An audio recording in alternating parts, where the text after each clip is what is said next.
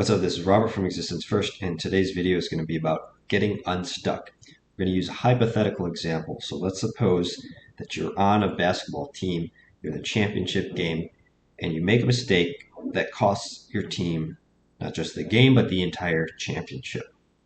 Now that is a very tough situation. Question number one, what does that feel like in the body?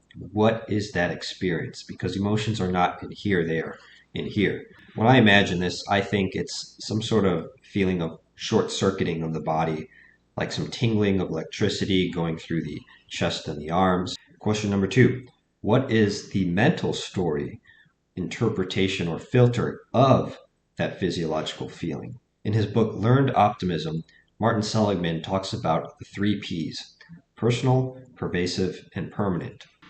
So in this situation, we make a mistake that costs us the game. Do we think it's personal, meaning specific to us, like, oh, I made this mistake, versus somebody else is just really good, they stole the ball from me, out of my control? Second, do we think it's pervasive, that this affects us across all areas of our life, not just during basketball games? And 3, is it permanent? Are we always going to be this way, or was it just a bad game that we had on this specific day only? How we answer these questions is going to determine how we feel about the situation. And here's an insight. If we put ourselves in that situation and we pretend that we're interpreting this as something personal, it was my fault, permanent, it always happens, and pervasive, I always mess things up, do you feel a compulsion to take action? Or do you feel a sort of paralysis of, I don't want to do anything? If you're like me, the thought of that situation sort of paralyzes, makes you not want to do anything, and steals the motivation, which is very interesting to me because it's similar to the outcome of an experiment that Martin Seligman did himself back in the 1960s. In the experiment, a dog would be seated on a floor that could deliver a slight electric shock that was uncomfortable enough to be unpleasant.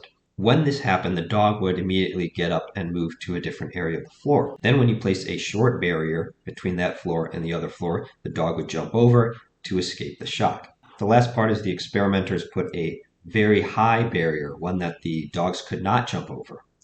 And so they had no choice except to suffer.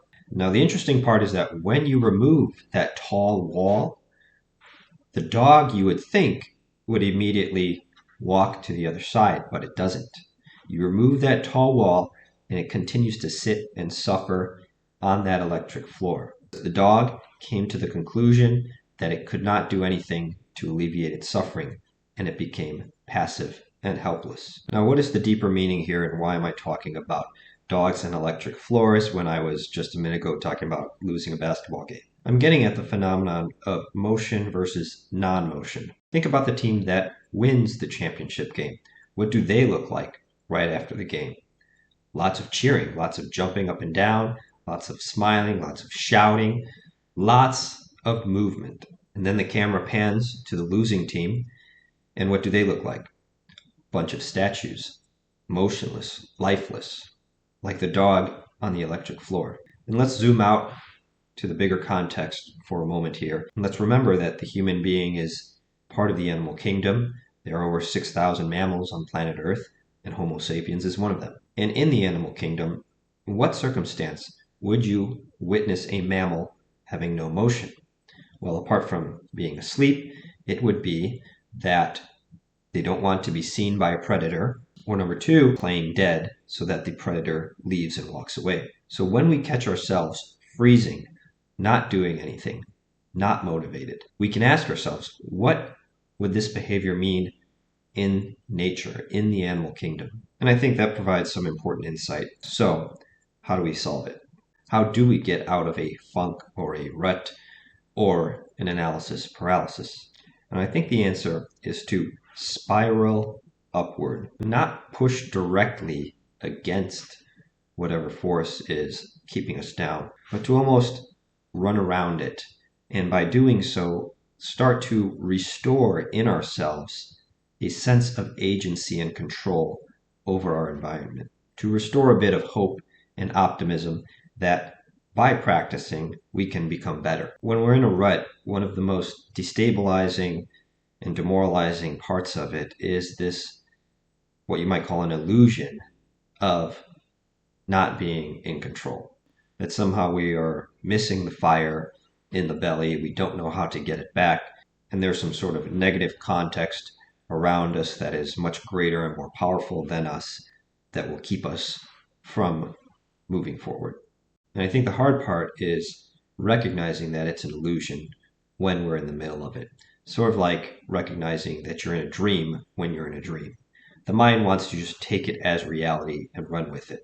But when that perception is a negative one, such as the future is bleak, blah, blah, blah, it's going to cause in us a certain feeling and certain behavior, such as the playing dead phenomenon. So actually, that's going to be my personal takeaway from this video is how do we spot illusions when we're in the middle of them? And if you had a takeaway from this video, put it in the comments below. I'll be happy to read it. Remember to subscribe. We're approaching 1,000 subscribers, which is very exciting, so thank you. And until next time, think deeply and put your existence first.